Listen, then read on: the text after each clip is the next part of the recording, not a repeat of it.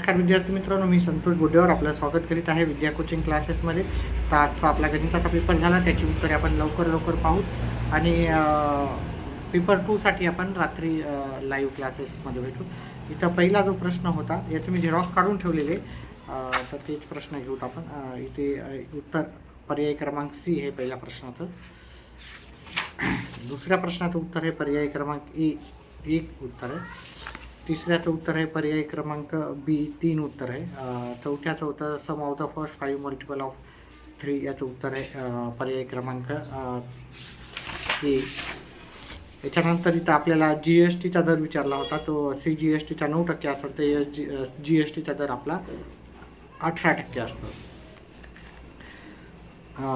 दुसऱ्या प्रश्नाचं उत्तर होतं पर्याय 14 उत्तर होतं. ठीक आहे, एक्सची किंमत याची 14.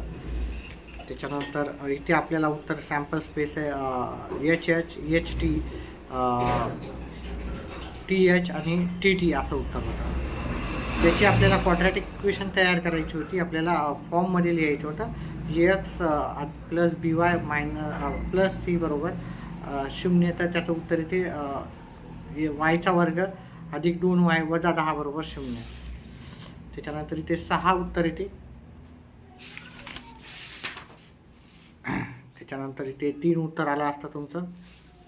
इथं n भागिले n कंसात s आला असतं, n ऑफ s.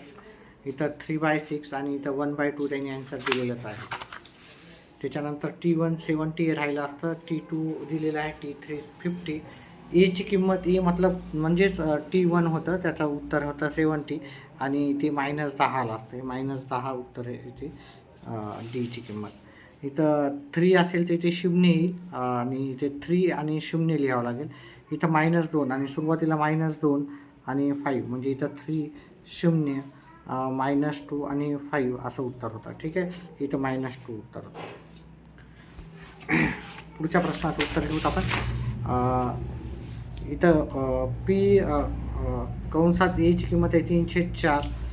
इथं उत्तर x आणि yची किंमत 2 आली असती, 2 उत्तर होतं. त्याच्यानंतर इथं -5 आणि 4 उत्तर होतं. -5 x = -5 आणि 4 उत्तर राहिलं असतं इथं. त्याच्यानंतर इथे आपलं उत्तर आलं होतं 25.3. याचं उत्तर होतं 25.3. इथे आपल्याला सूत्र वापरायचं होतं. ही संख्या टाकायची होती 1265 भागिले 50. इथे भागाकार केलं तर उत्तर तुमचं आलं असतं. त्याच्यानंतर पुढचा प्रश्न जर आपण पाहिला तर इथे 5000 आलं असतं. इथे 5000 50,000 5000 गेले, इथं 45,000 दिलेलंच आहे उत्तर. हे 18% त्यांना इथे लिहायचं होतं.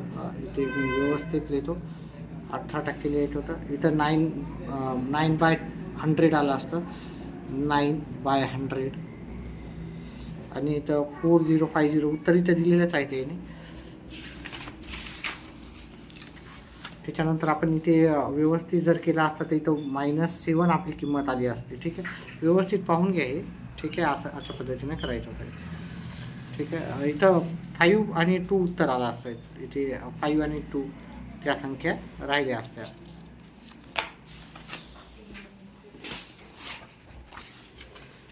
त्याच्यानंतर याचं उत्तर जर काढलं असतं तुम्ही, आपल्याला SNचा फॉर्म्युला वापरायचा होता. n भागिले 2 2a n वजा 1 × d असं लिहायचं होतं. nची किंमत 12 राहिली असती, छेद 2. 2च्या जागी 2. एची किंमत आपल्याला राहिली असती, एची किंमत पहिलं किती हे त्याची 5000 इन्व्हेस्टमेंट प्लस n 12 वजा 1 आणि डी हे आपला फरक आहे आपला 2,000चा.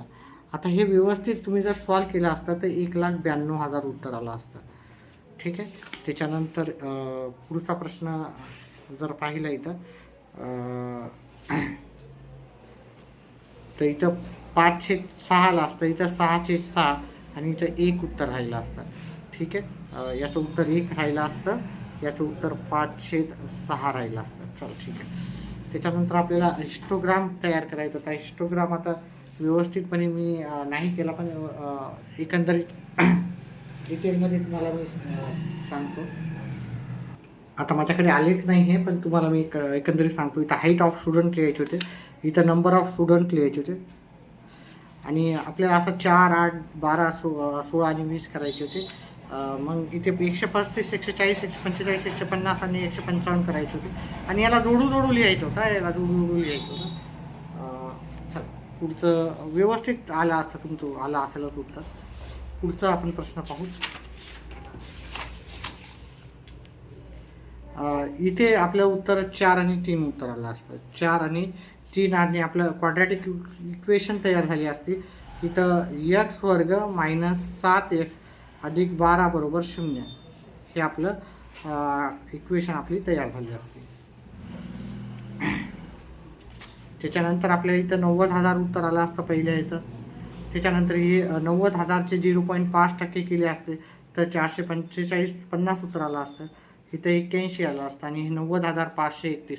ह्याचं संपूर्ण डिटेलमध्ये मी उत्तर केलेलेच आहेत. माझा लाईव्ह क्लासमध्ये मी केलेले आहेत, त्याच्यामध्ये जाऊन तुम्ही पाहू शकता.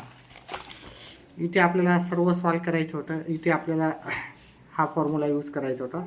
L प्लस n भागिले 2 वजा CF गुणिले H आणि भागिले F.